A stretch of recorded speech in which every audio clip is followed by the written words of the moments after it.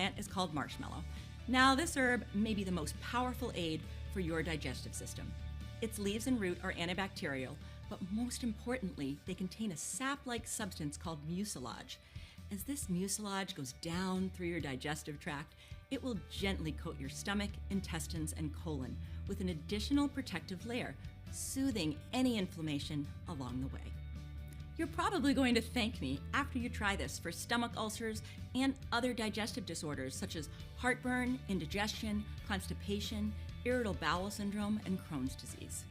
It's also one of the best ways I've found to tackle leaky gut, a common condition that's the starting point of many others, and sadly, one of the most ignored by modern medicine. The best quick remedy for marshmallow is probably this one.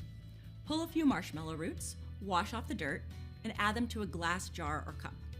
Cover with ice cold water and let the mucilage extract for a few hours. Drink for a soothing and restorative effect all along your digestive tract, from your mouth to your colon. Other recipes you'll discover: cold root infusion for heartburn and reflux, marshmallow poultice for skin repair, a decoction for stubborn coughs, the throat syrup, and my favorite, salve for psoriasis.